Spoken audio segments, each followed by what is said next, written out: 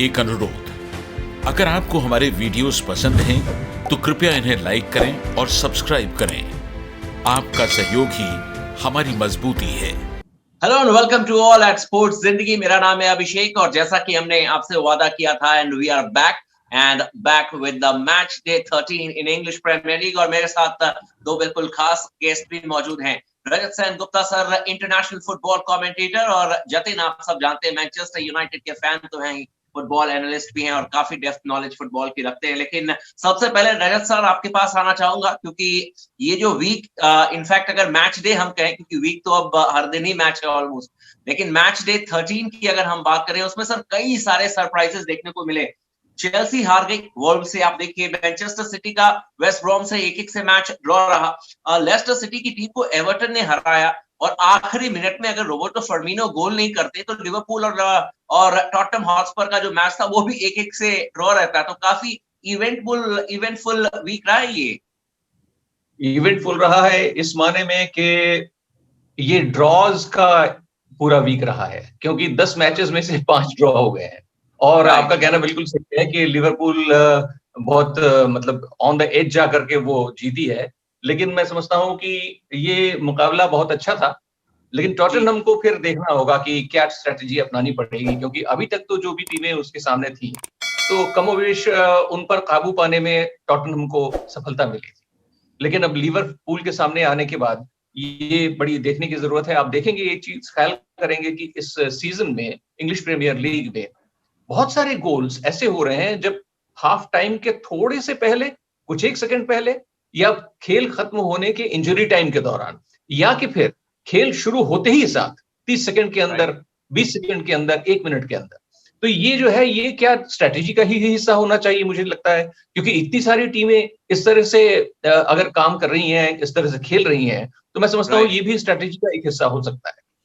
Absolutely, बिल्कुल सही कहा आपने। जतिन, मैं आपके पास आना चाहूंगा क्योंकि देखिए आखिरी मैच मैनचेस्टर यूनाइटेड का था मैच डे 13 में और उन्होंने शेफील्ड यूनाइटेड को 3-2 से हरा दिया। लेकिन आपको लगता है कि रैशफोर्ड और मार्शियल का जो कॉम्बिनेशन है, अगर ये फिट रहे, अगर इन पर थोड़ा सा वर्क किया जाए तो बिल्कुल स्टैगरिंग फिगर है इनका और पेस है इनके पास एक्यूरेसी है, तो ये मैनचेस्टर यूनाइटेड की टीम को बिल्कुल आप कह सकते हैं कि बड़े बड़े टीमों के खिलाफ, इनफैक्ट यूनाइटेड खुद ही बड़ी टीम है, लेकिन अच्छे मैचेस में यूनाइटेड की टीम के लिए चैलेंज पेश कर सकते हैं।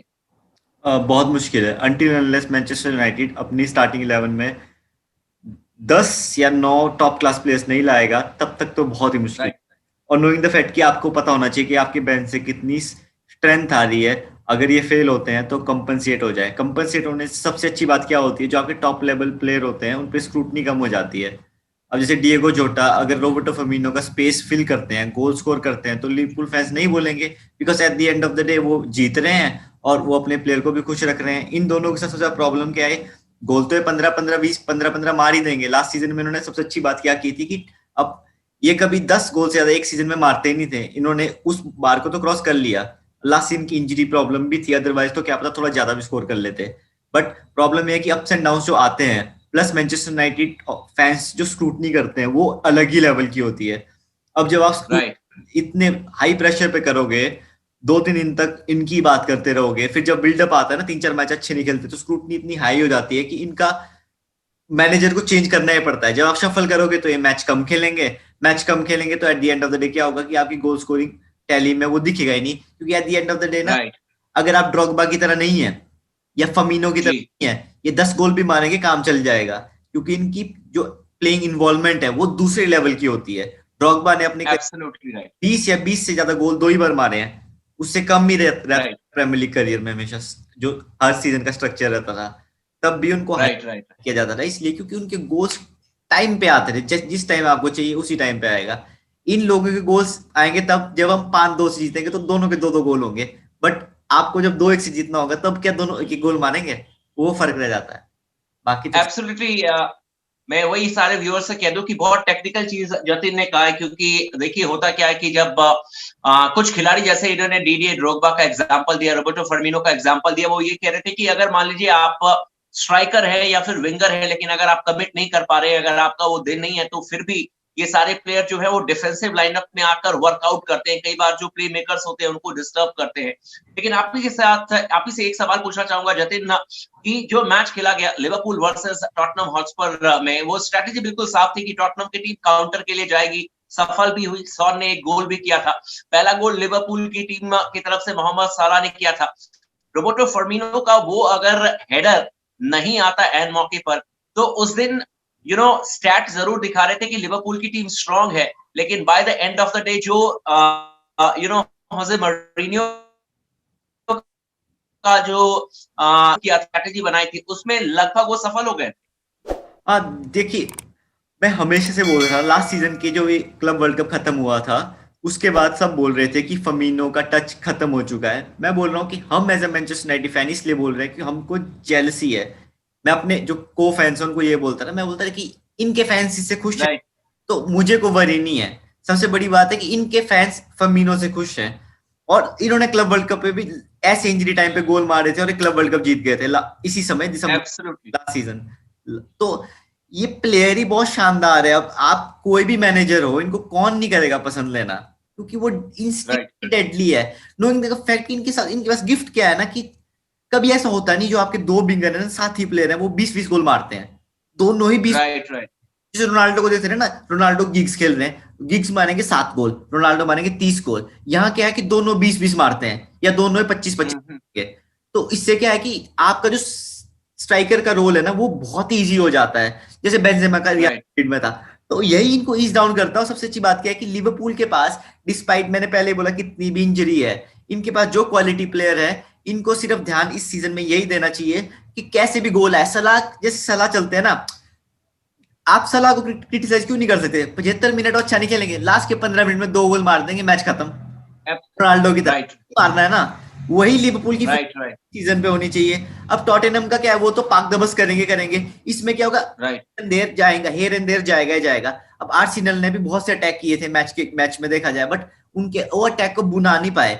बट अब अगर आप बड़ी टीम के अगेंस्ट कंसिस्टेंटली ये करेंगे ना कोई आपको डेड कर जाएगा एक दिन, क्योंकि हर बार Kevin De Bruyne shot miss नहीं करेंगे सीटर्स।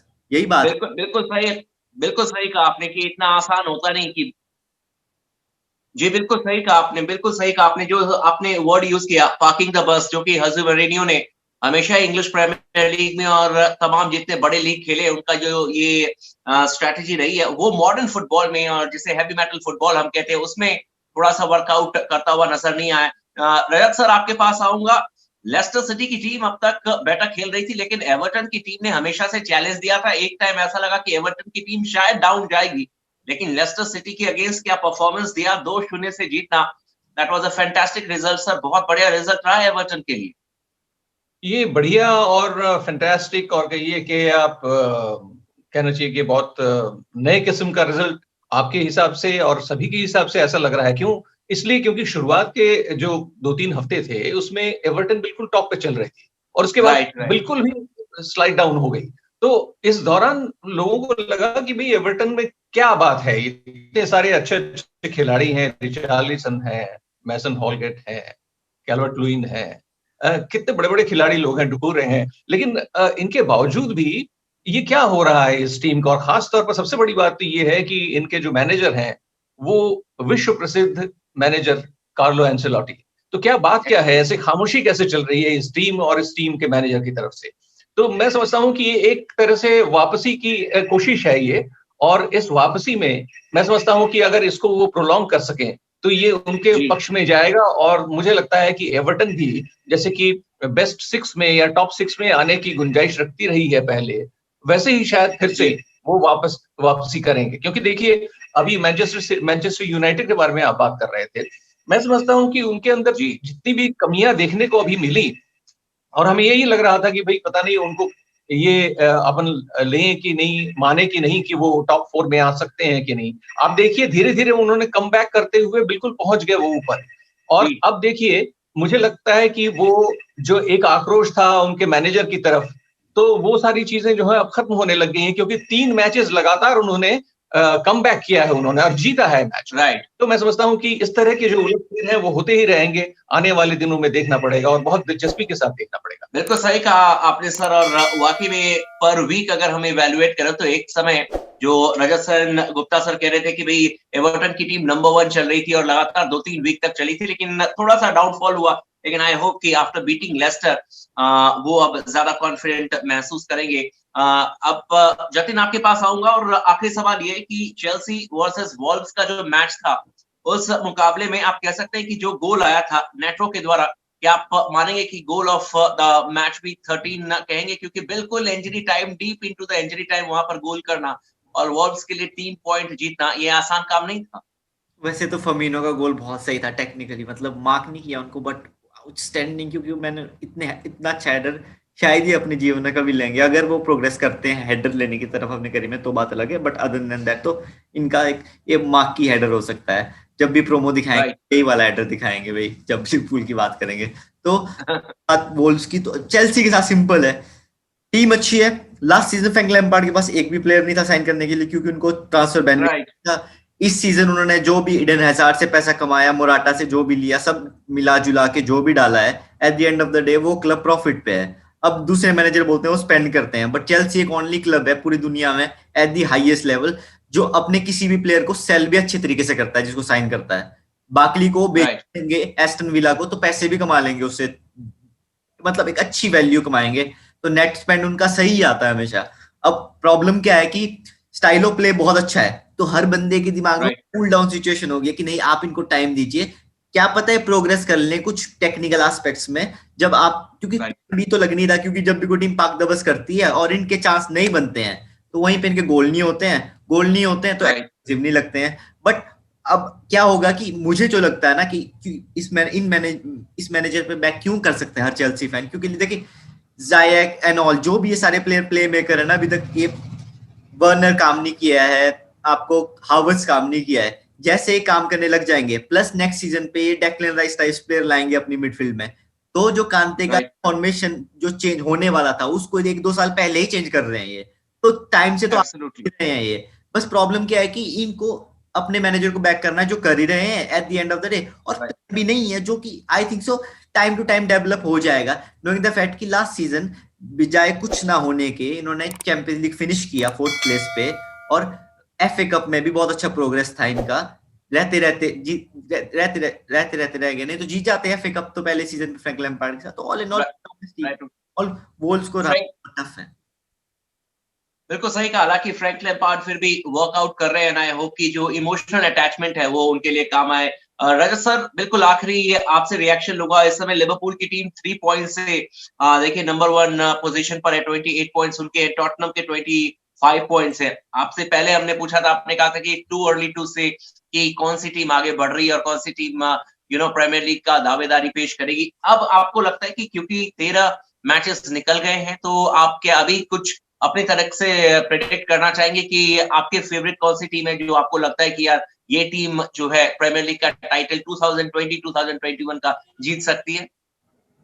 देखिए, लीग फाइनल स्टेट में जाकर के क्या होगा इसके बारे में अभी भी प्रेडिक्शन नहीं किया जा सकता, क्योंकि प्रेडिक्शन एक मैच में चेंज हो सकता है। अब बहुत सारे मैचेस अभी खेले जा चुके हैं, 1/3 मैचेस पूरे हो चुके हैं और 2/3 मैचेस बचे हुए हैं। अभी 13 मैचेस हुए हैं, जबकि 38 मैचेस खेलने हैं हर एक टीम। तो मैं समझता हूं कि ये जिस तरह से शुरुआत में आपने देखा कि लिवरपूल भी लड़खड़ाई, टॉटनहम पहला मैच हार गई एवर्टन से, उसके बाद लेस्टर सिटी ने बहुत अच्छा प्रदर्शन किया, एवर्टन ने बहुत अच्छा प्रदर्शन किया था शुरू में, लेकिन बाद में वो स्लाइड डाउन हो गए। मैनचेस्टर यूनाइटेड हमेशा से नीचे रहे और चेंज हुआ उनमें। और मैं तो ये मानता हूं कि जो टॉप 4 हैं, लिवरपूल, आर्सेनल के बारे में मुझे अब तो बहुत मुश्किल लगता है कि वो वापसी कर पाएंगे टॉप 6 में। लेकिन मैं समझता हूं कि लिवरपूल, टॉटनहम और मैनचेस्टर यूनाइटेड, चेल्सी, इनके अलावा मैनचेस्टर सिटी और साथ ही साथ साउथहैम्पटन को भी मैं मानता हूं कि वो आ सकते हैं। साउथहैम्पटन है और कहना चाहिए कि वुल्व्स अच्छा परफॉर्मेंस कर रही है टीम है। देखो भाई, जी बिल्कुल। तो मैं समझता हूं कि ये ऊपर के 10 में तो आएंगे ही आएंगे। अब ये देखना है कि 1 से लेकर 6 तक की जो पोजीशन है उसमें कौन कौन सी टीमें आ सकती हैं। और मुझे जो सबसे ज्यादा उम्मीद जगाने वाली जो टीमें हैं उनमें मैं समझता हूं जो कि टॉप 6 में नहीं रहे हैं कभी पहले, साउथहैम्पटन है और वुल्व्स हैं। तो ये दोनों टीमें हैं।